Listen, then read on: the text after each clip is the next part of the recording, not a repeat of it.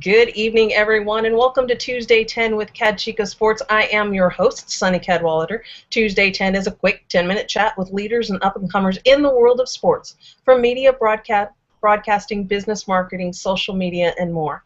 Now, before I bring on my guest, I want to make sure everyone stays tuned in to the end of the show when I will be announcing a very, very special guest. Well, special to me, special guest for next week's show. But without further ado, let me bring in my guest, Troy Kirby. Hey, Troy, how are you? Good. How are you doing?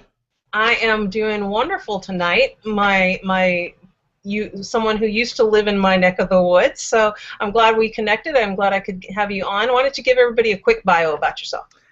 First of all, still say it's seriously bizarre that you and I did not interact at some point because I was there for collectively 8 years, both going to college and then also working as a ticket manager there for my alma mater, Eastern Washington University. But, it's good to talk to you this way. It just fascinates me to no end the fact that we can do this kind of stuff because I never would have thought it back when I was a kid. I will say that I've worked in sports probably about 9 to 10 years.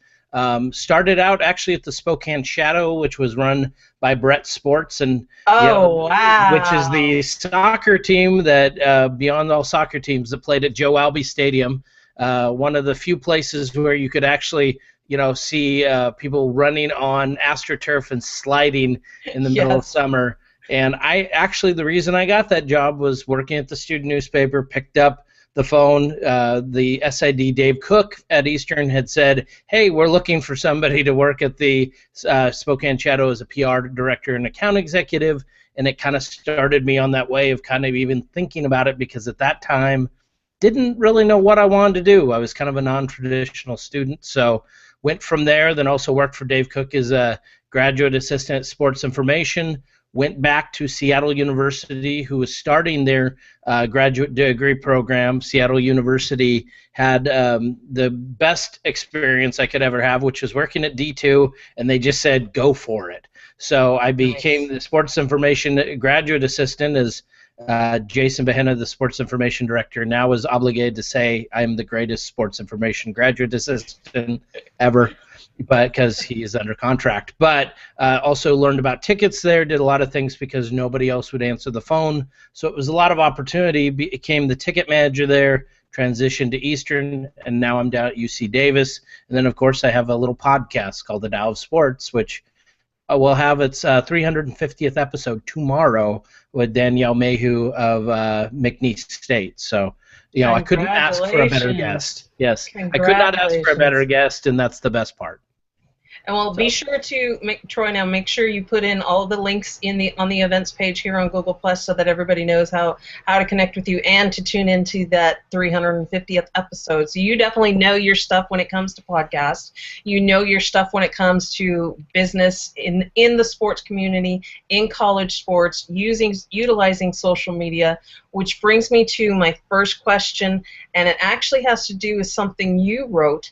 One of our audience members, you recently wrote something about sketching, utilizing a promotional plan. She wants to know of any sports organizations that have successfully run a social media day event as part of their promotional strategies. But I want you to, I'll let you take up on that question. Well, I'm not from, say, the marketing side in the sense that I know every single marketing thing that's been out there. I've certainly seen them with the same passing interest anybody else has. I do think it comes down to the understanding of the medium. I think a lot of times people throw out, hey, we're just going to put Twitter handles on the back of jerseys. I don't know if that necessarily makes a social media night, just like saying I want to have a singles night and then having 4 or 5 random people show up is really a singles night. It really depends on how much investment you're going to put in. And I think social media, the problem with social media in terms of a lot of sports teams is, and this is something that I think that people out there in social media will agree with, unfortunately a lot of teams still think it's free. It's not free. You have to invest in it. You actually have to have social media folks that are invested, that are doing all this stuff. And the problem is that when we see something for free, or what we conceive as for free, we tend to not value it. So therefore, it goes on to my free tickets tirade that I'll always have. But honestly, any type of social media event, a lot of times when they doing stuff on social media or having some type of event, they tend to kind of think that just the big announcement and the big broadcast is enough, which is where that sketching kind of promotions early idea comes from. Unfortunately, a lot of people wait until the end of the season or wait till they're almost at the start of the season before they even begin to think about what are we going to do this year that's a little different. And you can't do any more bobblehead nights. You can't do a lot of the other stuff. The silver bullets are kind of gone. So I think that's where we have a lot of people that have misconstrued the idea of what a marketer does, and part of that is understanding and really gaining a basis for what medium they're talking about. If you're going to do something with mascots, you better be really good at doing that with mascots. If you're going to do it with social media, you better be really good at doing it with social media. Unfortunately, we have, and I think this is kind of unfortunate that we have the type of people that will throw out an idea but never put the implementation or backing behind it, and then it looks like really it failed, and then they go, well, it failed, so we tried it once, so we never have to try it again. How about we try doing it successfully and successfully planned? There you go. How do you see, because you work in the area of college sports, how do you see social media continuing to evolve and change in the college sports fraternity, especially with yours at UC Davis? I actually think that social media in general has a great opportunity more at college, I think, sometimes than it has in the pros. Yeah. Because in the pros, they tend to just think about it in terms of, we're transitioning revenue. And while that's great, and I'm Mr. Revenue, I do think there is some experimental stuff that you do get to do at the college game that's more of the, the marketers and the memes and all of the type of stuff that I don't think the pros really have time for or want to do as much. When they're looking at a video, they're looking at every single time it's got to hit 44 million people or whatever. I think colleges sometimes experiment and throw things at the wall. I'm not saying that every single time that you don't make revenue, that's a great thing, because I would love to make more money. I do think that that's the end all. But at the same time, when you have young kids, especially as interns or graduate assistants, who are able to be facilitated, I think sometimes it kind of changes the game. Some of the things that the pros have taken have come from the college game, just in general. I think that when you look at mascots were traditionally a college game, and they've moved more to the pro side. The Boston Red Sox actually tried to wheel out a mascot. That's a good example of how you shouldn't do it. They tried to just have the Green Monster, which is this dragon type thing, come out, and they had it come out during one of the games a few years ago. The only problem with that is they are Boston fans, so they booed. You just have to understand your base and kind of your medium and how you're going forward. They kind of figured out some of those problems, but even the Cubs just kind of made a mascot originally. They'd had the mascot, but they never actually had it like kind of immortalized. So it just depends on kind of what you're willing to do. But I think colleges sometimes, even though sometimes colleges will take things and they won't do crazy promotions, or they won't do things that tend to, they're worried about offending some professor you've never met. Pros sometimes hold back on some of the things they could do. Yeah. Well, let me do a quick screen share because there was one topic that I wanted to bring up, and I'm still not proficient with this whole screen sharing thing, so bear with me just a minute. There was an article recently in Forbes talking about the Los Angeles Kings. Can you see that article, Troy? Yes. Shifting their business strategy. And I know you're all about revenue and ticket sales, but they're shifting their strategy from the sales part to the actual engagement part. And I just kind of wanted to get your opinion on that type of mindset. And is that something that is exclusive to the Kings because of their success? Winning brings in people, or is that something that we're going to start seeing more of? Well, I actually think that while they're saying fan engagement, it still comes back to what they're now creating. If you look at the Phoenix Suns, the San Diego Padres, there's some minor league teams that are starting it, and what that's really called is really kind of fan membership. Fan membership is a European model. It's more of a model that you'll see in Australia or places, in Oceania.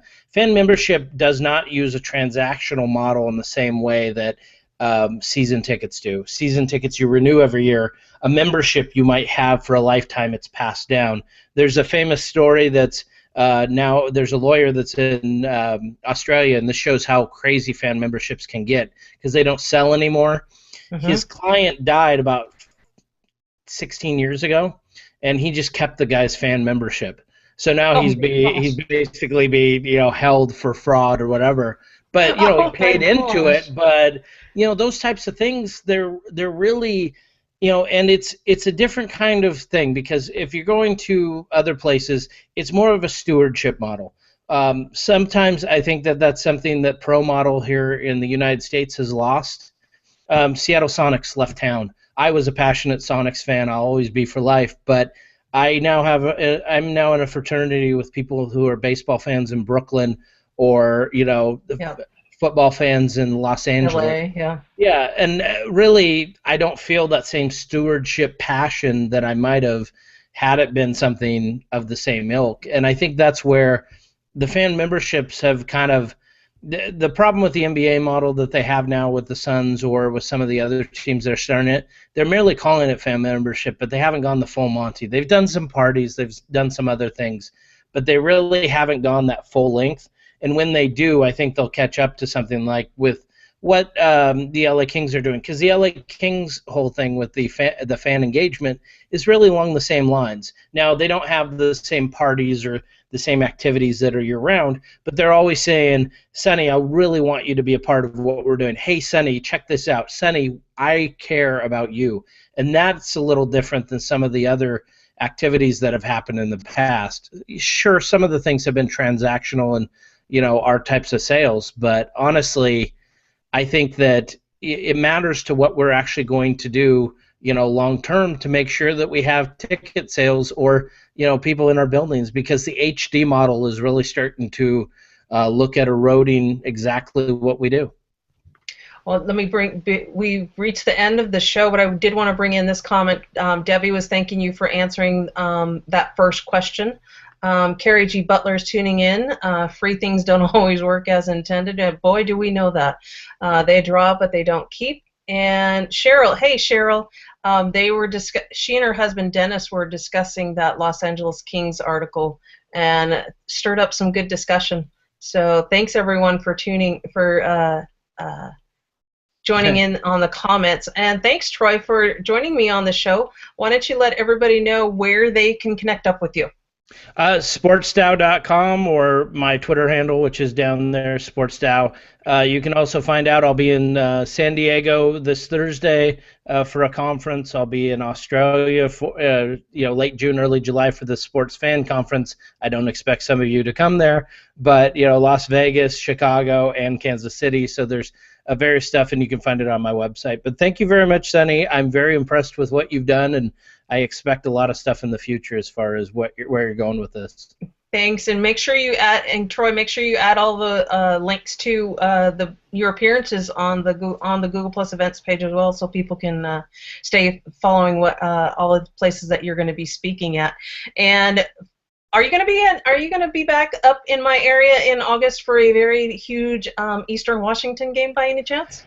Unfortunately, I have my own commitments, but I'll be there. Here's the funny thing, though. So Eastern Washington's playing Sam Houston State, right? Yes. So I'm an Eastern Washington alum. My boss, my direct supervisor who hired me, is a Sam Houston State alum. So every single year now there seems to be a little critique, and I now have to get back the Eastern magic, because we did lose, in that first sloppy game to them. So I'm expecting that, we'll take it this time, and I'm more than thrilled at the red turf and everything that's happened, because when I was there when it started, everyone said it wouldn't match the track or whatever, and to be honest with you, it helped sell more tickets than anything else. It looks great. Once you see the red turf and you're watching the game, you forget about it after a while. Anyways, thanks, Troy, for joining the show. Connect with me here on Google plus Sonny Cadwallader. Yes, that is pronounced Cadwallader. Connect with me on Twitter and Instagram at CadChica, and always check out the latest blog post coming to you from the sports social media world at CadChicaSports.com. And as I mentioned in the beginning of the show, a very special guest next week, and I know Cheryl Deuce and Debbie Davis are already excited about this, or they will be excited about this. If you read my blog post pre-show, you already know who the special guest is. The special guest is going to be me. I am going to be the special guest next week, so as soon as I set up the events page, get your any question you ever wanted to ask me. Now will be the one and only time that you get to do it. Get to know CadChica, who I am, what I like, what I don't like. I'm just about anything will go in these questions, and if it's a failure, then I'm never doing it again, but it'll be the one time that you can make me your special guest. So thanks everyone for tuning in, and we'll talk to you next week.